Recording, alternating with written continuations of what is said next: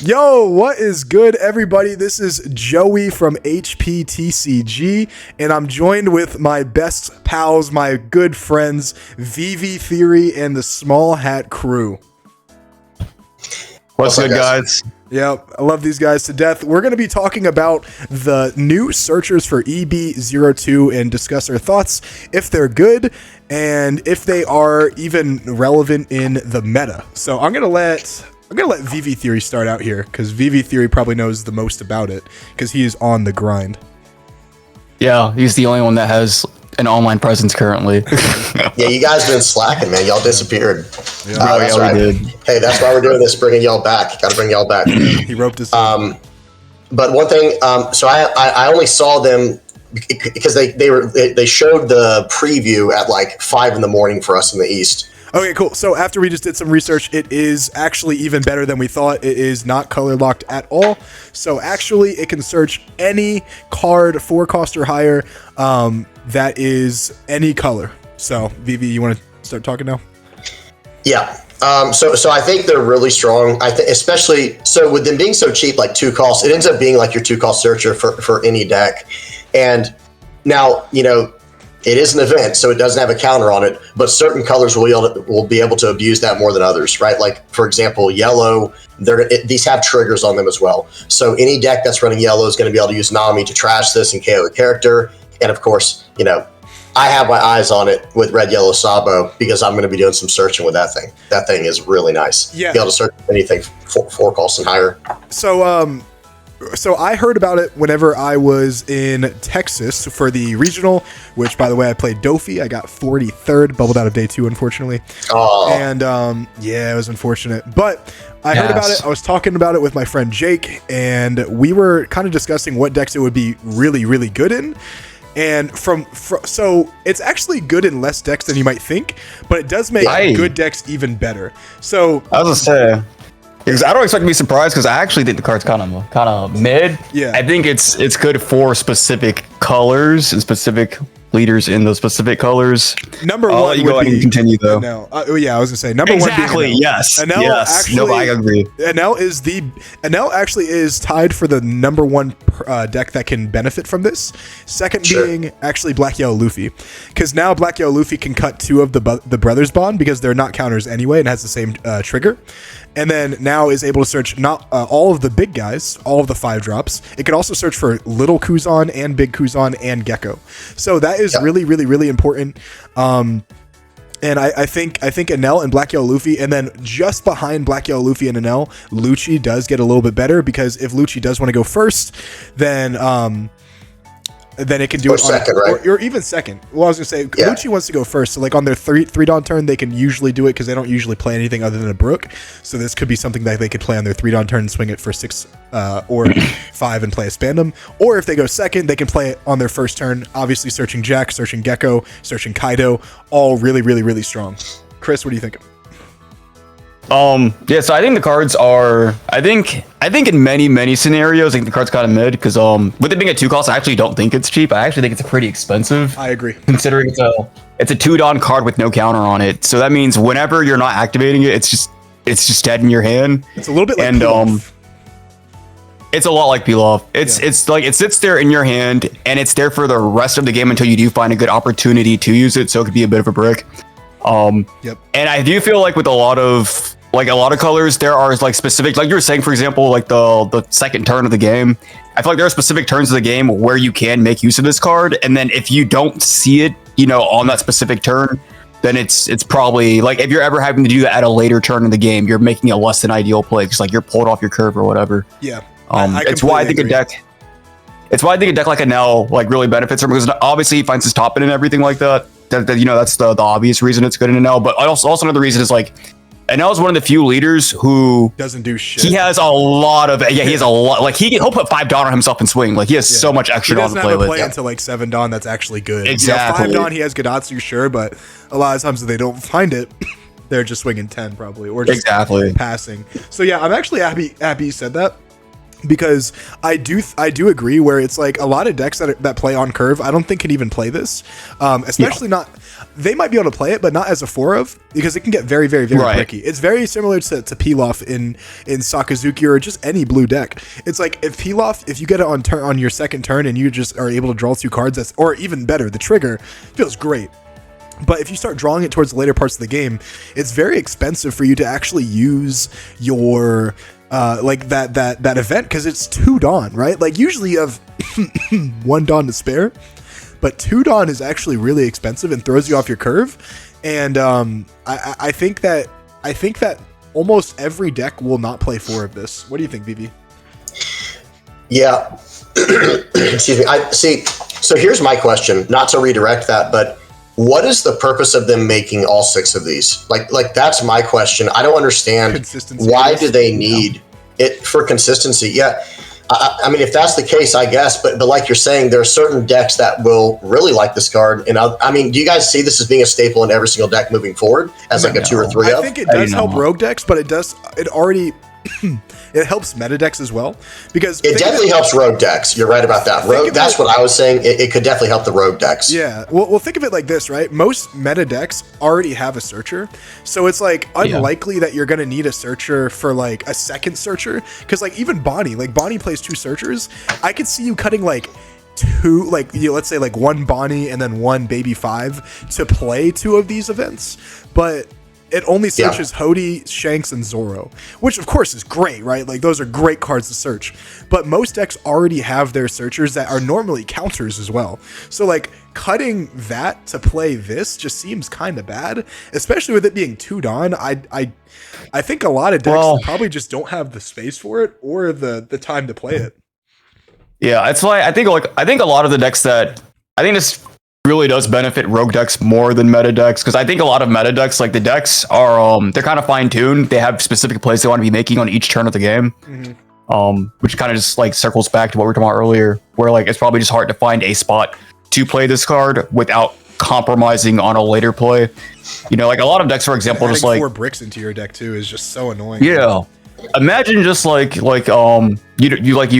don't see it in your opening hand and you're on 2 Dawn and it's not there, and now you draw on your following turn, but like your deck wants to put like a 4-cost character down, like for a while a lot of black decks like wanting to put the Kuzan down or on for the Borsalino or something like that. Yeah, you lose 10. So it's like, well, I can't exactly. It's like I can't play it this turn, and then on the following turn it's like, well, I want a Sabo, so I can't play it this turn. Then I want a Gecko, so I can't play it this turn.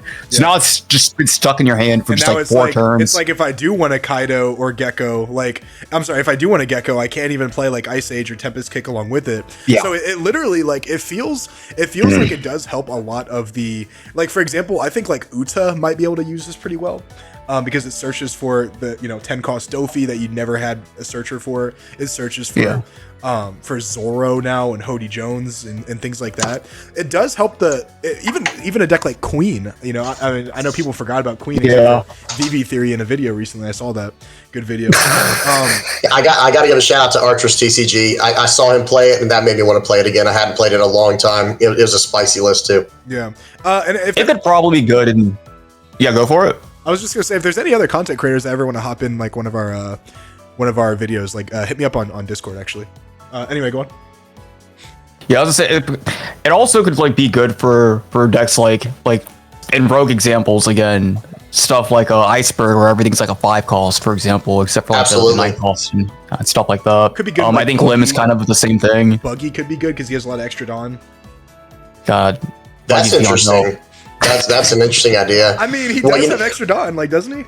He does. Some people are playing Sanji's Pilaf now. A lot of people are playing Sanji's Pilaf, and maybe this ends up taking the place of it. Yeah, or maybe both. I mean, like maybe like a mixture. Yeah, maybe run both. Yeah, that'd be very interesting. No, I completely agree though, because with Buggy, can't you discard it? You discard a card off your leader effect, right? Yeah, you do. So yeah, it's built in. Dead, like Buggy actually could be a really good use for this card. But yeah, like we said, like, Black Yellow Luffy, Lucci, decks like Enel, Queen, decks that can search like top end that isn't normally searchable, or decks that have crazy inconsistency issues that don't have any searchers to begin with. They are the only decks I feel like that can play this. I think every other deck is probably not even going to play this card. And Vivi, I guess to finally answer your question, what is it for? I think it's just to give you options, which I think the colors are kind of lacking. Like, all right, so let me bring it in this direction because I saw Chris about to talk real quick. Think of it like this: every deck has like a searcher, basically, right? Even if it's like a shitty deck, it has like some type of searcher. But like, there's no like interconnecting the archetypes really, except for like Bonnie and Baby 5. That's like the only deck that really like was like relevant that did connect those two. But I think this finally gives us that ability to maybe experiment a little in the deck lists and interconnect archetypes that normally aren't very good by them, like, you know, by themselves. Maybe, right? Am I tripping on that or what? Potentially. Maybe. The thing I was gonna say was, cause I remember, I thought you were gonna answer the other question. Cause I remember Vivi was like, "Oh, what'd you say?" Oh yeah, you're like, why did every color get one? I kind of, with how generic the effect is, I feel like they're kind of doing the thing where I think we'll see more examples like this moving on down the line. But I think the first example we've seen of this is the zero cost events. Yeah, where it's every color just got one. Actually, are good for the game though, personally. Oh yeah, no, I agree. I agree. So I do like this card, even though like I do like this card because it is kind of mid and it's like not broken and not a staple, but it does make the cards like it makes certain decks better, which I do like. But this is something they could have done over time, right? Like for example, sorry guys. What's the reason to do that though? Right, with the zero cost cards, they spaced it out and they put them in exact types they wanted, right? And then they gave them special triggers for each one. Oh, so that's not an exact. I completely forgot. What are the types that's included in it? For these new spoiled cards. Yeah. Okay, so they're all music, every one of them. Oh, that's right. So like not searchable at all by like anything other than Uta. Right. Yeah. And on top of that, they're all very generic, like you're saying. And I know a lot of the zero cost ones are as well, but they do have some difference in their triggers, right? Because they're all thematic. Right. And I honestly think some people, hot take, people are going to get mad at me. I think this is an example of lazy design. I think this is lazy. You think you have a hot take? I have an even hotter take, I think. Right, holy shit, let's hear it. My hot take is, so we have our Dawn system, we have our colors and everything. If it's going to be the same card across every single color, I think this would have been a perfectly good time to introduce our first colorless card. Yeah, colorless or white, like they did in Digimon. Okay, well, I like that. All right, so that wasn't even a hot take, bro. Like that shit was like no, bro. A lot of people don't want us messing with the colors. Dude. I've been bro. Every time I've talked about like Hearthstone neutral cards, every time. What? You're skipping like so hard. Like okay. No, that was me. I had a message. No, it's not Chris. So every time I have brought up like adding neutral cards like they do in Hearthstone and like Magic and stuff like that, people get so angry. People get so mad. And also because they look fucking stupid too. Like, why can't they be a neutral card? Like, they look like little sketches that a kid made. So like, I don't know if that's exactly right. Is that all right? Yeah, that's. I love it. Actually, I think it looks funny. That's how it's gonna look for real. Yeah, no, it's actually how it's supposed to look. Yeah, I thought it was like a sketch. Like, like an early me too. Sketch. I thought it was a designer like draft. Yeah, and we'll bro, watch us say like no deck runs this at 4, and then there's gonna be some random like dual leader that runs 8. Well, so like. I do believe in colorless. So like this is actually what I was going to talk about as well. Is like now that we have a card like this and we have cards like the zero cost event, we need a card like zero cost. And my character cannot like choose one character. It can't be removed by card effect this turn. Like we need that. It's just a blanket. It can't be bottom decked. It can't be KO'd by card effect. It can't be removed by. I'm being pedantic here. I'm being pedantic, but. Okay. Well, anyway, I think you'll have context clues will get you there. Okay. Now, when you say it can't be like removed this turn, surely you mean like until your next turn, correct? Yeah. For your next turn. Yeah, that's what I thought. Yeah. So like, I do think that now that we have a card like this, we do need to have a card that is like to somehow stop the removal decks from being fucking annoying. And the skill of it is it's -1 card in hand, but if you use it correctly, you can actually like protect your board and it's worth that 1 card, I do agree though with the colorless. This could have been a colorless card for sure. Yeah, it should have been a colorless card. And that's what I was implying though, right? It's like, okay, since there's no colors, we'll make 1 card that's the same for every color, and there goes 6 spots in the next set. We're going to go for 6 cards. I do agree with Davey. I do think that is a lazy design, especially because they're all the same type. They're all the same type music. and it's the same card. That's why Same it's literally the same card. type. it's literally Everything's the same card, the same. except for it has like a different character on it, right? So I do think it's lazy. I do think it's kind of mid. I do think it should have been colorless. There's a lot of things they could have done actually They could have done make this a lot better. I know we're not gonna talk about this maybe in another podcast, but the Luffy that they just revealed for EB2 is looking pretty good. We'll talk about that some other time. But yeah, do you guys The leader. Yeah, do you guys have any closing thoughts on this? Like other than everything that we just blasted it for. I hate to be like negative, but like I think it's good in certain situations. I just think it's kind of mid in like most situations.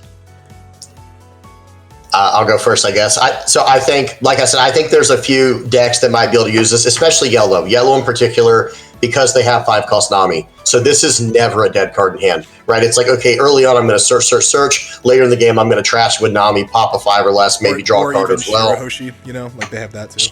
Absolutely, Shirahoshi and the new 3-cost Bonnie. So like draw 2, trash 1 if you hit, and then at the end of the day, early on you're going to be searching for your biggest, baddest characters. But in other decks, it'll probably feel super lackluster. I wonder if a leader will be able to run like both of them, like a dual color leader. Well, it would have to have like crazy top end to be able. That's to do what that. I mean. Yeah. What kind of leader would want to do that? That would make this interesting at least. But otherwise, I think it's pretty. I'm sorry, guys. I think forgot to mention one leader that I think benefits from this heavily is RP Luffy. RP Luffy definitely benefits from this. Like, I agree. It's actually probably That's a good example, one too. of the best. Now that I think about it, it's probably up there with Enel and BY because No, it like definitely is. it has literally like every archetype. It's just big deck, like deck. And Red Shanks as well then, because Red Shanks is running Rush Dragons, it's running the Aces, it's running the Marcos, and they also like don't do shit Shanks like can for just- the first couple turns really. If we ever have a dual leader that runs 8 copies, I do think that one of the 2 colors will be purple. I think it would like because I was gonna say like a yellow purple leader probably would end up doing it. Well, something that can get rid of it if they don't need it, or the problem Robin. is, so like exactly. Yep. Yeah, Robin would be good, but also not even just that. It definitely needs to be a deck that like can make up for like having no tempo in the early parts of the game. So it has to be some type of removal deck, or a deck that has like a crazy like tempo swinging card like fucking Kaido or like Lin Lin. So yeah, maybe Robin actually does use this pretty well. You don't agree, Chris? I saw you shake your head with Lin Lin. You don't like it? No, I shook my head at Kaido.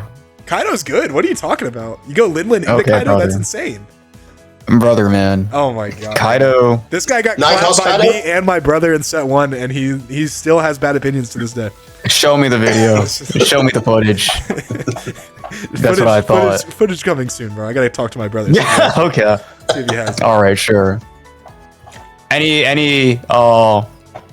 So I guess my closing thought on this is I don't really have one. 'Cause I'm amazed that this card got an entire video dedicated to it. I really didn't expect that. I really think that. Like, yeah, I'm on my VV theory type of mindset right here.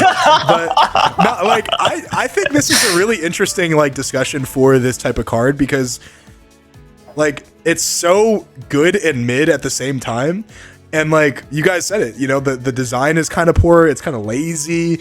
It's like theory crafting like other decks. There's a lot of interesting things about this card that I think could probably have multiple videos, like even more specifically. Like we did a general overview. We can probably have like 100 videos with using this card in different decks. Do you guys not agree with that? I think it's a really interesting card. Oh, for sure. Oh, okay. Yeah. No, okay. That's not a controversial take. I thought you just were like, we could make 100 more videos about this card. Like you just want to keep doing this. Yeah, I was like, bruh. So do you guys, day 58. Do you guys still think it's mid or what?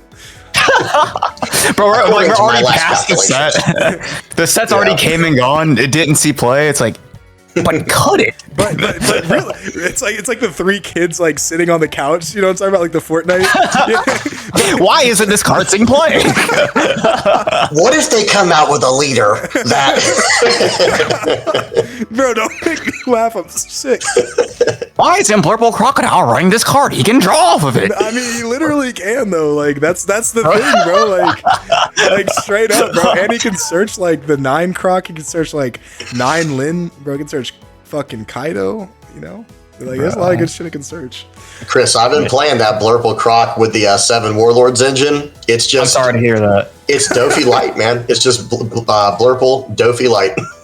It literally, every time I play it, I'm like, this is just It's not just worse Dofi, it's like significantly worse Dofi. Oh, it's definitely worse than You Dofi. know what's funny is I played against this guy who was playing blue-green Sanji, the Warlord engine, and that shit was actually fucking insane. Bro, they play like. I gotta get him to text me that deck list. But he played this card that plays a Weevil rested. Yes, I knew you were gonna say that. Yeah, dude. So he plays the mom. Yeah, and he would like bounce it back every turn. And like me, I was playing Dofi, so I had to keep bouncing back his fucking Weevil, so he couldn't like attack with it. But he just kept playing it. I'm like, and he kept drawing cards the whole time. And then like nothing I couldn't bounce anything because he would go like Jinbei into Weevil, and then he'd go like, and he played the 3-cost 5k vanilla Weevil, so he just always had cards to play. And like that, bro, that deck is actually gas. So yeah, like there's some Warlord engines that could actually be good. I don't think Marco is one of them anymore. But I do think blue-green Sanji actually almost packed me the fuck up in a side event. Like I was. You mean Zoro and Sanji, right? That's what I meant. Yeah, blue-green Zoro and Sanji. Yeah. So, I was gonna say, bro, they cheat the Weevil out off the Jinbei, like you said. They cheat it out off of Weevil's mom. Yeah. They cheat it out off the Mihawk 2K. Mm-hmm. Yep. He fucking did that, dude. He actually did that. Yeah. Just bounces back to Mihawk, bro. That deck is actually gas, bro. Like I think it might actually be able to top a regional. Like that shit. If Black Yo Luffy didn't exist, I think that deck might actually be meta, straight up. Yeah. The only interest I've ever had in that deck is literally just the Weevil plays, and that's where it starts and ends. Yeah, pretty much. But still pretty cool though. Cool. Yeah. Cool. Well, guys, thanks for hopping on this video. I know it's been a long time since I posted, since Chris posted. VV3 posts every single freaking day. So give everyone a subscription. Those will be in the comments, or I'm sorry, the description below. Like I said, I'm gonna edit this into the video later. I did accidentally delete my old Discord with like 3,000 members, so the new Discord link is also going to be in the description below, and feel free to join. Peace. How'd you do that? I'm a fucking idiot, that's why.